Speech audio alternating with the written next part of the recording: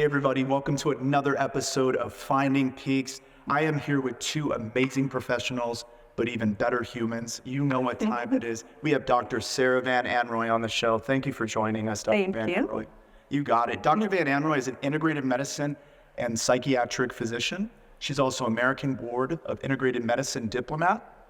She is also American Board of Integrated and Holistic Medicine, American Board of Psychiatry, and Neurology. Yeah. Yep, it's all under one board. All under one board. One brain, one board. And then we have Kayli Meyers here, National Board Certified Health and Wellness Coach and a certified phlebotomist. They have both been working together for the last 10 years up in Castle Rock. Awesome. Well, thank you guys so much for coming on the show. I've been talking a lot about with the team, who I'm bringing on this week, and everybody's really, really excited. And us here at Peaks Recovery are looking for trusted and valuable sources, people that we can refer to in the community after a primary care setting. And you all are about to find out why we want to work with these folks so badly. So let's just get right into it. So some of the things that you guys do that really, really are progressive and I think cutting edge is this GeoMind testing. What is gene testing and why aren't more people doing it? I see a lot of providers kind of throwing medications, rinse, wash, and repeat. I watch folks come in on multiple medications and then they transition. And so it just seems like a really arduous and intense process to walk through. But as we were speaking earlier, maybe we don't have to walk through it in that way. Yeah, it makes my job much easier. Not easy, but easier. So I started doing genetic profiles back in about 2011, I think it was. It's probably 2000. Longer, yeah, and have reviewed probably between 2,000 to 3,000 patients. And what gene testing does, genes are our template as far as that really helps shape our health, shape our brain, shape our behavior. But genes are not necessarily destiny. So genetic testing is very important data. Very, very valuable. I would say probably as a prescriber, one of the most important pieces of data, but it's only one piece of data. We put it together also with biomarkers, like with lab work, clinical interview, history, all the other good stuff, and pull it all together to help our clients better understand what helps their brain to really perform well, do well, and what might kind of jump things up a little bit. Yeah, you mentioned something when we spoke last. You said that you actually won't even prescribe medication. Right, yeah. I've done this test. Yeah, well, in particular, the more dangerous ones, antidepressants. So I've been practicing medicine almost 40 years now. And back in the old days, it was, it was experimental. It'd be like, okay, this is what we think is going on based on the syndromal list of symptoms. So we try medicine. If it didn't work, we're like, oops. Go down another pathway. It just took such a long time, and there were, unfortunately, a number of times we ended up making our patients worse. And and then I got into, before genetics, got into functional brain imaging, which is a whole nother technology. That is really, really cool to be able to really look at metabolically the different patterns. And then when genetic testing came along, it's like you put it all together. And, why experiment? There's still trial and error with the genetic testing, but I'm able to get to the effective solution so much faster and with a lot less risk, kind of like warning signs. Don't go down that road. No.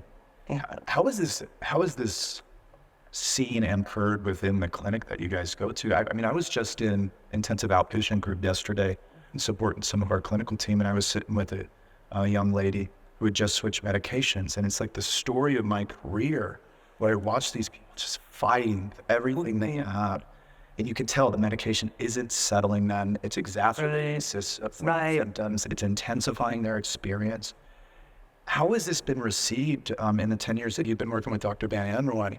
And what do you love about this process that you're engaged with, Kayli? I definitely think patients receive it. It depends on the patient. Obviously, some of them don't know exactly what genetics is, so it takes a little bit of education. But when we can say, this is your kind of owner's manual for your brain, this is what we know to be true about your genetics. It's not your destiny. It doesn't mean this is exactly how your brain's going to respond to medications. Kind of like you said, there's still a little bit of trial and error, but it helps them to feel a little bit more understood and validated, I think, in what they're experiencing. Especially, I would think a lot of our bipolar patients, I think, is the big one where we can be like, you know what, your brain is just more like a Ferrari than a Honda. That's okay. Yeah. You know? So we can help them not only with medications but also lifestyle. Like, how does your brain respond to too much light, too much overstimulation, no exercise, bad nutrition? What do those things do to your brain specifically, and how can we kind of adjust and make it so that it works the best?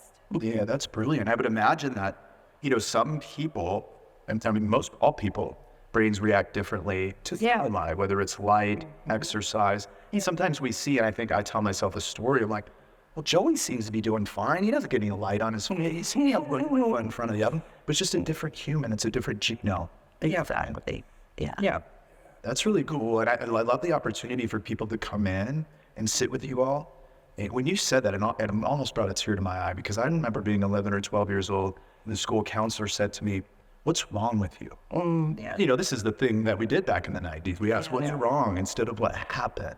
Right. Or say something like, you know what, Chris, your brain's a little bit like a Ferrari and not a Honda. I'm like, that sounds fun. Yeah, maybe grateful for that. I don't get what they me. So I love the way you guys are creating this owner's manual for your brain, and it's specific to the individual. Right. Yes.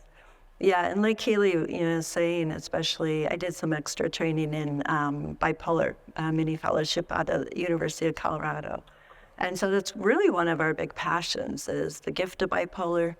Like Kayli's saying, like the Ferrari, bipolar brains might be a lot more sensitive to lack of sleep, poor nutrition, substances. But man, when they're taken care of, it's like they can outperform about anything on the road. So I love that too, and a lot of that stuff isn't talked about, especially in some of these community-based resources that we walk through. We just say kind of more of this and more of that without really having empathy or compassion or insight into what people are struggling with. Yeah. And we talked about it before the show, with respect to addiction specifically, and how we get told certain things, and those things seem to be mired at the foundation of our recovery. It's tough to break out of them.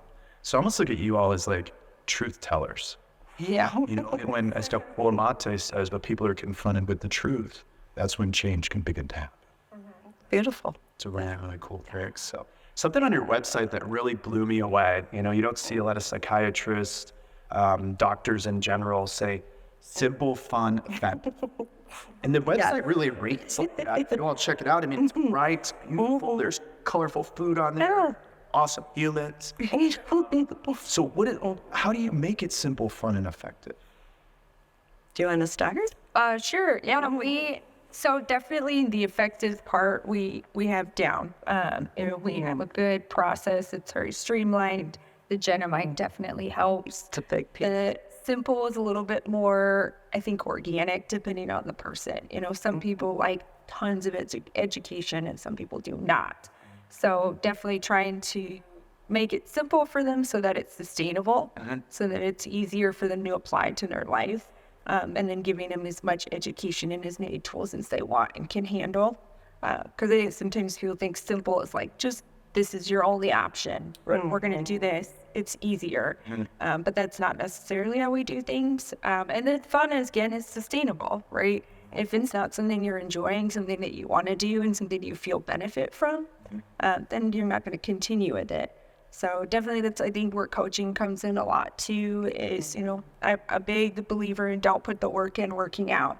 We don't have to go to the gym 5 days a week to get exercise. You can go for a walk, you can hike, you can go swimming. Like, it can be different things. So really trying to find the way to make it fun for patients so that they continue with it and they enjoy what they're doing and enjoy coming in and talking to us. And right. Yeah. It makes our life more fun too. Less burnout that way. Absolutely. Yeah. That's really, really cool. And I mean, as you're talking about the clinic and talking about what you all do, I'm thinking, where was this 15 years ago? Why wasn't I a part of this? right where we are now. Quite literally. We were hiding. We were keeping it low key. Keeping it low key, yeah. It was, ruffling feathers in that model. Yeah. But I love it. What do you think it was that was so difficult 15 years ago to talk about things like this? A lot of it, change is hard. Change is hard for us as individuals, as families, as communities. So in our healthcare community, I feel change has been difficult. And, in psychiatry maybe, and neurology as well. I think change sometimes is a little tougher. It's a bit more of a paradigm shift. Sure. Way back when I got out of training was when managed care started hitting. So I actually experienced medicine before managed care. And with the onset of managed care, psychiatry got carved out. And so handled differently, really started shaping how we practice psychiatry. And I just feel like over the years it's been more difficult in psychiatry to embrace change. How do we get educated and learn these tools when insurance wasn't covering it yet? And now insurance is, Medicare, Medicaid, pretty much all commercial insurance covers the genetic panel we do.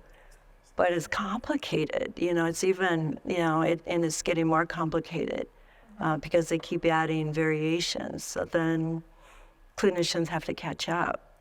So now it's covered, but how do we educate, clinicians on how to use the panel? So part of what my job is at the clinic is to try to take all this really complex information from the genetic panel and try to condense it down into bullet points, and where a primary care doc can just, scan through it in a couple minutes, kind of get a basic roadmap of, go there, don't go there. You're more likely to have success here. This is where you want to watch the dosing interactions. But change is hard. Change is hard. So, Do you think that is something good that came out of COVID that we've actually talked about? That yes. People are understanding more that how you take care of yourself impacts not just your physical health, but your emotional health. So I think really like the isolation impact of COVID and not being able to go out to eat, to be social, or go to the gym or do those things. I think people really started to notice how that actually impacted their mental health as well. So I know there wasn't a lot of good that came out of it, but I do think that was a little bit of a shift that happened, and we noticed that people were embracing that, Right. or because they were kind of confronted with that truth. And I think as patients, believing that more is kind of driving clinicians to do that. That's a really good point. more. Yeah, consumer driven. So, yeah. And you're so right, because I used to say in the pandemic, there's a lot of people that came into our program. It raised the bottom for a lot of people, and then didn't force them, but helped them see the light or the opportunity in front of them. And with the medical model, you said it well. I think like a paradigm shift. It really is a paradigm shift, because I think for so many years the medical model just was what it was. They was in the business for repeat business. Yeah. And I think we're starting to learn that we don't actually have to do that, and people can heal. Yeah. And they can move through some of these issues through some really insightful and well-rounded therapeutic opportunities. It's really, really cool to begin to see this, and that shift is so big because the medical model is so large. I call it the Titanic. You don't turn around. It really is. And then you have generationally docs that are done, and other docs that are more progressive. Yeah. Kind of all of that stuff. So managing that and dealing with that, having a clear, concise story that doesn't point at anybody being wrong or anything. Right. Right. Just where you're at is really, really cool to be a part of and see. Yeah. It's really cool. Yeah. How does one, now you guys are really big into stress testing, right? Well, depends on what you mean by that. But Stress assessment. assessment, yes. Okay. Yeah. What I was always in my open recovery, at least the first 10 years, I'm like, lower stress. Right. Stress. So I'm trying to find ways to lower stress, and then I have this aura ring on. Aren't they great? Yeah, and now I'm like, I'm actually feeling good when I get stressed, and then when I'm late. So why do we have stress? Why is it important? And is it all bad? Yeah, not at all. Okay. Way back in the 1970s, the research on stress really highlighted the importance and the value of stress. That we need the stimulation and the challenge, mentally and physically, in order to keep our brains healthy, to keep our immune system working well. The problem that we see so persistently is either people desperately trying to avoid stress entirely, or the persistent stress that we don't, our clients not getting rest, restore, reconnect, and then meet the challenge of the stress the next day. So that's a lot of what we try to educate is both the value of stress, but also the importance of the rest, digest, reconnect, restore.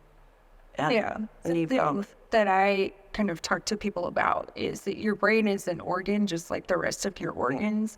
Now, if you want to be an athlete, you have to stress your body in order to perform. So if you want your lungs to be stronger, you have to stress them in order to be stronger. Your muscles to be stronger, your heart to be stronger. All of these things, they have to go through stress, right? You have to tear the muscles to build the muscles. And so your brain works the same way. If you want it to be stronger, if you want it to work well, efficiently, it has to be exposed to stress. But just like the rest of your organs, it also has to rest. And it also has to recuperate.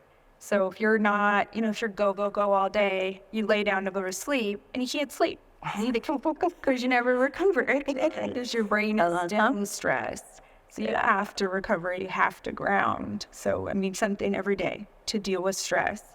And then having, things like breathing exercises to use in the moment when you're above your threshold and practicing them when you're not under stress. Just like athletes do for plays. You have to learn the play before you can play in the game. So it's the same kind of thing, doing those breathing exercises before you're under stress so that you can bring yourself down in the moment and you're not, like you said, chronically building and building and building too much stress and not able to recover. It's a fantastic metaphor. Yeah. It's a really good metaphor. Perfect.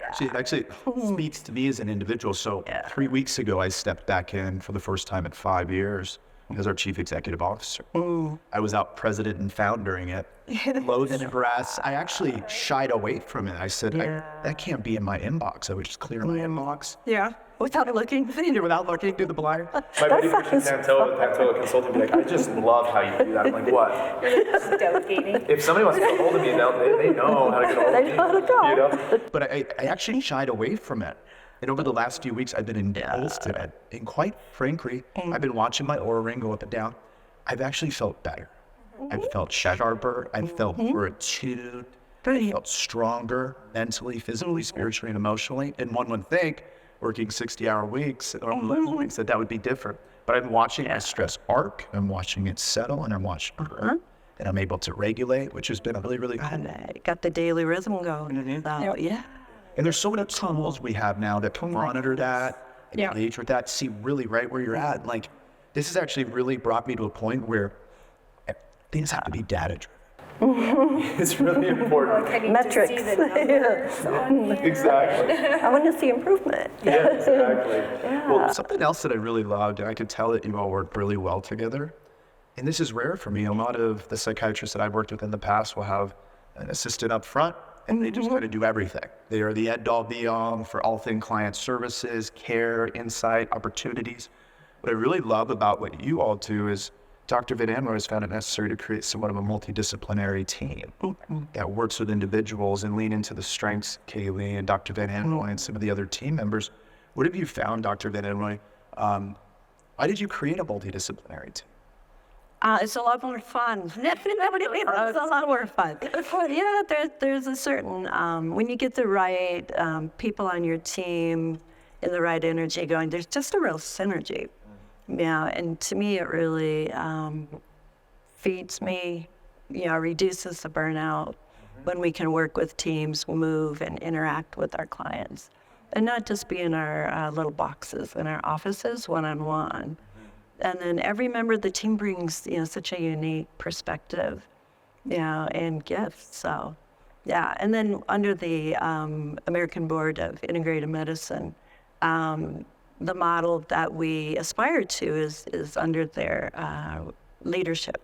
To have physician, mid-level, like a PA or nurse practitioner, health and wellness coach, medical assistant, And then collaborating with a lot of community providers, therapists, acupuncturists, massage therapists, personal trainers, physical therapists, primary care. I love that. And that in and of itself is a paradigm shift. Yeah. Really integrate all of that information, being open-minded to it, because you have a tremendous amount of accolades and success and research and education. And to have that humility as you move through patient care, I think provides the opportunity for the best patient care. That's really, really cool. Yeah. I love that. One of the questions that I'd had, just since you said, I've been doing this nearly 40 years. Yeah. What has been some of the biggest shifts? What did you believe 20 years ago that you have debunked today? That'd be a tough one. Perhaps that 20 years ago, I didn't think we'd ever, as a country and healthcare system, embrace holistic health, integrated medicine, and give it the respect, which is incredible because it works. It works. And so just it's so exciting to see, communities of healthcare providers, patients really shifting away from the old model and more into empowering patients with information like, the home technology tools. And we're just getting started in that industry. Being able to empower our patients with information. I didn't think we would be able to do what we can do now. Like sleep studies. I have a background in sleep medicine too. And to be able to have patients do their own sleep studies more than just one night, and being able to play around and see how, what time to eat, whether they have alcohol, all those different things, they see directly how it impacts their sleep quality. And so it's so cool. Yeah, sometimes we don't want to see what it's like. It's like, no. You had dinner at 8. Yeah. See the impacts of it. Yeah. Yes, our inner competitiveness. I love what you said there. When I first started in the field 15 years ago, 15 short years ago, I was working in a place called Decision Point Center, and there was an internal medicine doc. His name was Dr. Jarrett. And anytime a client was referred over to Dr. Jarrett, people would say, no, okay, yeah, he's going to give you this. He's going to give you a supplement. It's not going to work. What you really need is to go see Dr. Kyle, because Dr. Kyle is the MD, the psychiatrist, and you give the medications to help you through. I have to imagine if I were to go back into the healthcare community right now, Dr. Jarrett is probably booked through roof. But it was a lot of this, and I was part of it saying, like, what is this internal medicine stuff? Right. And so I love that you we're beginning to move in a direction, and I'm even seeing some old-time docs go, you got to go see Dr. Van Amp. I think she can help you. And so people are becoming a little bit more open-minded because I think they're seeing the results of some of this, some new opportunities, which is really, really nice. Yeah, I think we've definitely seen that in our community. Doctors who Very much. didn't always believe in what you did now are and doing Exactly. That's the best part. That's ridiculous. Why do you care about that? Now they're doing it. It's like, Yes, vitamin D doesn't matter. It's like, that's it. Now I know for sure. It really does. Yeah, absolutely. Yeah. I really love to learn about, for you, Kayli, what was it that made you want to get into this field? Why did you want to become a wellness coach? Like, what is your why and kind of that passion-driven part of yourself? Because you can tell just sitting down, like, you love what you do. Yeah. So I went into nutrition originally, so that's what I have a degree in, because I have always believed what we put into our body directly affects what we get out of it. I grew up as an athlete. I studied animal nutrition as well, so I always believed that. But when I was getting my degree in nutrition, I was really focused on hospital care. And kind of what you do when a patient's in the hospital. I'm like, well, how do we prevent them from getting in the hospital in the first place? Or how do we treat disease with food? So that's how I got into coaching versus just nutrition. So that's why I kind of branched into the lifestyle aspect of it. I'm really passionate about meeting people where they're at, having empathy and compassion for them there and accepting where they're at, but not having the compassion and the belief in them to empower them to not stay there, to help them be who they can and to move away from that space. you know, we all start in different places, different stages, and, you know, meeting people where they're at and helping them to grow from it by accepting them and empowering them through it is a big passion of mine. It's cool. Isn't it so nice to watch somebody? I mean, one of the greatest gifts of my career is to watch someone come in sullen, disconnected, depressed, and then a couple months later they go, Yeah. I want to do this for a living. Yeah. It's just like, oh, yeah, we have the best job. Yeah. It's like before and after pictures. It's wonderful. We love that. Yeah. Yeah. I know. You're very, very blessed. It's a privilege. Yeah. Why did you get into the medicine? Oh, wow. Just, you know, a passion for healing, you know, really a passion for healing. And, you know, and some of it just, you know, through my own journey as well as family members. When we don't have our health, you know, it's really hard to have much to look forward to. You know, when we don't have our brain health, it really hijacks our life. You know, so just being able to have the privilege of, you know, guiding people and being with them on their journey and watching the transformation, it's an incredible privilege. Yeah. To be able to hold space in those rooms Yeah. for who I would consider the most courageous people Oh, yeah. I've ever had the chance to meet. Yes. You know, and the world sometimes I think has a different view of that. Yeah. You know, it's not necessary to go into these groups and these individualized opportunities, and individualized for me is smoothies with clients. What I did was just doing that yesterday, and I can't help but to tell them, like, you are such a bright light. You have greatness inside of you. It's right there. We just need to figure out a path to access it. Right. And when people learn that the resources within, it gives them chills. It's like, You think that's, yeah. they go, oh my gosh. And so that's one of the last things I want to touch on. We touched on it before the show is, you know, 15 years ago, I got clean and sober after my third inpatient treatment program. I went into this amazing inpatient treatment program at Cottonwood Day, Tucson. Back then it was mom and pop owned. It was an amazing program. We went through things like Grief Week, Identity and Purpose, EMDR, Shame and Pain, Relating Needs, Personal History. It was wonderful. But when I went to check out of the program, he said, my case manager said, all of that's nice and dandy, but here's a yellow piece of paper. You need to go to 90 and 90 or you're going to die because you actually have a disease and you have an allergy. And it's like a hamster wheel if you refer to the doctor's opinions. Yeah. In the big book, Alcoholics Anonymous, it says that I can never safely ingest substances again because I am different than my fellows. What I heard in that moment was, I'll never heal. I'll never have the opportunity. And I was oftentimes referred to as a cancer patient going to get his chemo. And so Alcoholics Anonymous for my cancer that I had was the chemo. But I just couldn't sit well, and it doesn't sit well with me today to say that, so I'm going to continue to struggle, live a less than average quality of life, and I have to go get this medicine every day. I've learned over the last handful of years through amazing professionals like you all and great programs that foster healing that maybe isn't the case. I mean, cancer patients go into remission. Right. Exactly. I didn't hear about the remission part. They didn't Yeah, give they that don't side. talk about No, that. Yeah, no. but I mean, even cancer patients are cancer-free at some point. you know? Right, I mean, right. and something we were talking about yesterday is kind of telling patients, you're not your anxiety, you're not your depression. Won't have those things, but it's not one thing. It's impacted by so many different avenues, and you may never not have anxiety.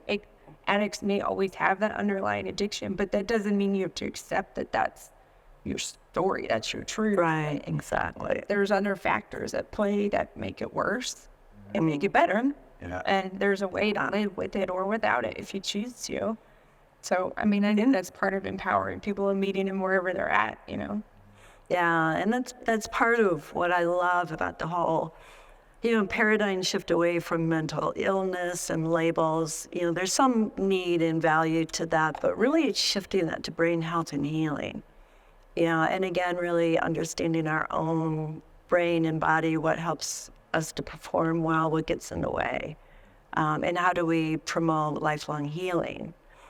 The way I like to look at 12-step communities, because I'm a huge supporter of it, but they're communities, just like going to church, or people don't go to church because they have a disease. Right. It's a community of authenticity and healing, in the Me Too recovery that we're all in this together.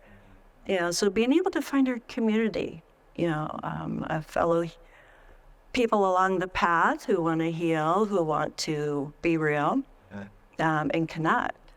Yeah. I think that's so important. We also touched on, just in regards to the same question of like, what are we born with on the side? Some people assume my dad had addiction. I don't have addiction. I don't know if, to your point earlier, I don't know if it's that simple. Right. How does that work? Yeah, so part of what we talk a lot about and what we really get excited about is the whole epigenetics. And so epigenetics is a part of genetic medicine. And epigenetics is the things that influence what genes get turned on and which ones don't. So a lot of what we talk about, again, genes aren't destiny. So much of what we do with the blood work, with the supplements, with healthier relationships, deeper, more restorative sleep, is really helping to power up people's epigenetics so they keep their healthy genes turned on or turn them back on. There's a way to do that. Oh, yeah. And turn off we even do preventative. We've done genetics in as young as 1-year-old. Wow. So our patient range goes from age 1 to currently 100. So our oldest patient, 100 and should be 101. But being able to, part of what helps with the little ones with prevention is when there's a family concern of, oh my goodness, like you're saying, we've got addictions, we've got, bipolar, we've got ADD in the family, and if parents get too anxious about it, it almost can manifest. And so by doing the genetics, we can say, okay, these are the risk factors your kiddo did and didn't get. Now let's work on preventing the unhealthy genes from being expressed.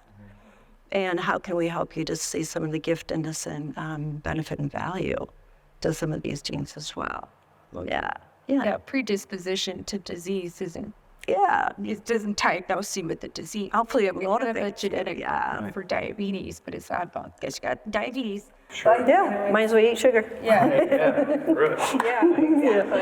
And I did, for both of my kids' first birthdays, I did the Genomind on them. Happy birthday. I want to do that. Testing. I'm going to take my kids right up in the next few weeks. Go do this testing. That would be so cool. We do a lot of family. And as a parent, it's really nice because there are times where both of my kids are more genetically lean towards their dad versus me. So some stuff just sets them off where like they're overstimulated, it's too much, but it doesn't make sense to me because I don't have. You have a different brain. And I'm like, what is going on?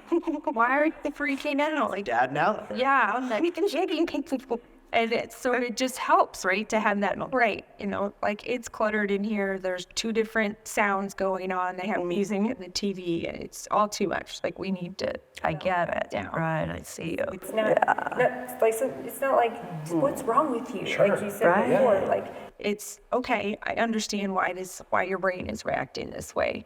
This is how we kind of redirect. This is how we fix it. So we can make you more comfortable and make it easier for us to all coexist.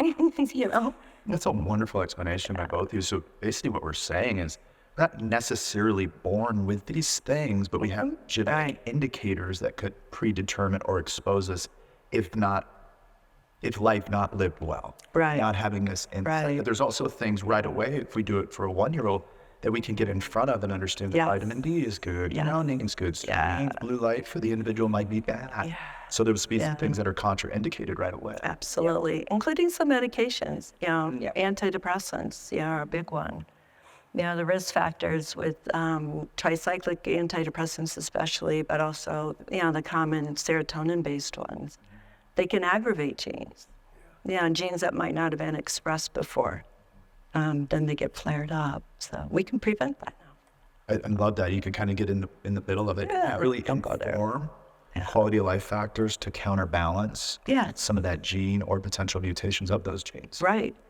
That's pretty cool. Yeah. I love that opportunity. Everybody who has a kid needs to get some Genomind testing because it really creates kind of like a roadmap, and it's not the end all be all is what I'm hearing you say. Yeah. But it can give us a ton of information to kind of work from. Absolutely. Yeah. I think that's so awesome. I really want to get it. I remember when Genomind testing came out, years ago. Was it 2008, 6? Yeah, with I think it was around there. Yeah. Yeah. First time in Yeah. 2006. This is like Way ahead of schedule. Yeah. Do you guys have any stories with respect to, I can go through a Rolodex of mine. This person did this on this day, but is there any stories that have come through the clinic that are just near and dear to your heart, stories of healing, hope, and change that you want to share with the viewers? I think it's really important for people to understand and know that like their story can fit inside this conversation. Yeah. And they too have a seat at this table and this opportunity, regardless of what my past has told me, specifically throughout my generational and more formidable years. Right. yeah. I mean, we have a lot of. We have so many. I'm like going through my Rolodex. To kind of Yeah. we had a lot come through, really overstimulated, especially since COVID. Because there was just so much isolation and fear. Screen time. Yeah. Screens, lots of kids on screens. Yeah.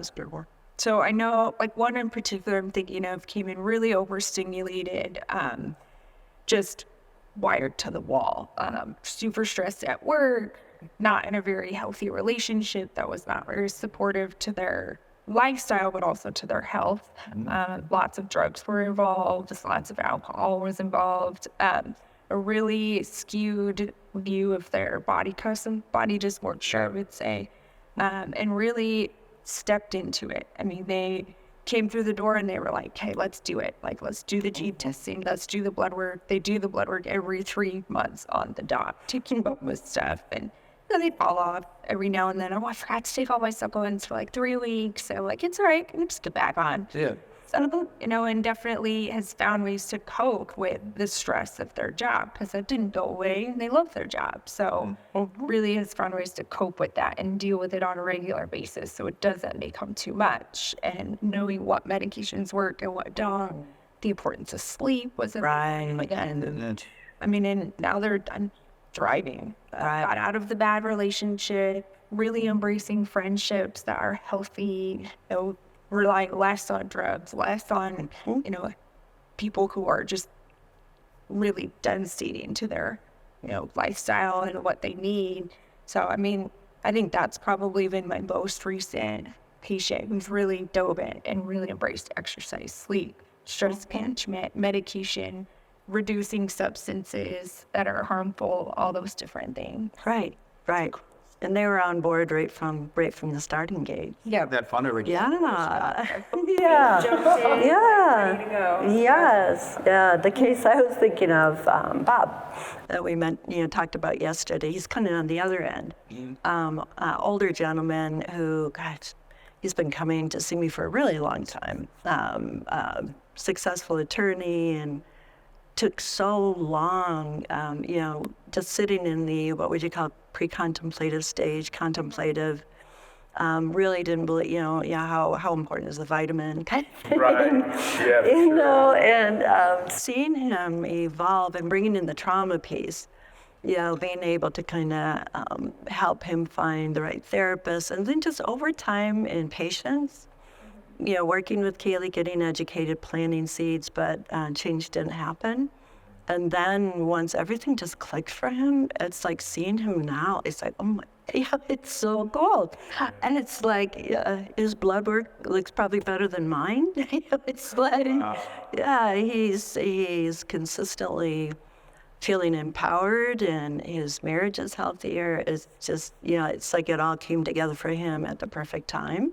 So there's a lot of seed planting because sometimes it can be easy to get for me anyway, to get impatient. Sure. And it's kind of like, I want to see change because it's so cool. Mm-hmm. When, patients like the one Kayli describes where they come in, they're ready. They're sick and tired of being sick and tired. Mm-hmm. And they're ready to make the changes. But those others where we just over time. Yeah, I keep saying gentle encouragement. It's so cool how the people we get to work with, you all get to work with, Hey, when you talked about Bob, I thought to myself, my own story, kind of in regards to Gabor Mate's new book, The Myth of Normal. Yes. And the myth of normal so often in our country, in the United States, is like the American dream is built with connectedness, For me, that's the normal. Because if you were to put speak for myself, you put my resume on the screen in 2016, I'm an entrepreneur, I'm a CEO at the company we built over 5 years, it's blown up. Yeah. But if you really knew my story, you would know that my wife and I are disconnected as ever. My kids are 1 and 2 years old. Like, who are you? But I go into the office and everybody's like, yeah, recovery, CEO. Yeah. Why my world is falling apart in the background.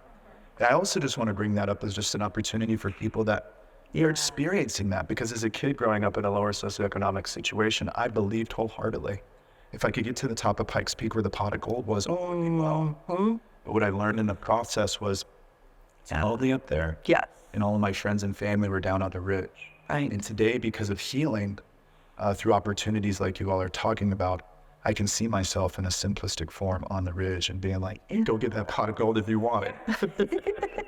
You can have it. Yeah, the pot of gold is nothing but a tool. Yeah, it's not a gold. A bunch of leprechauns and other. It's not a goal. Yeah, I know. Yeah, and that, we work with a fair number of, I would say, pretty, upper class.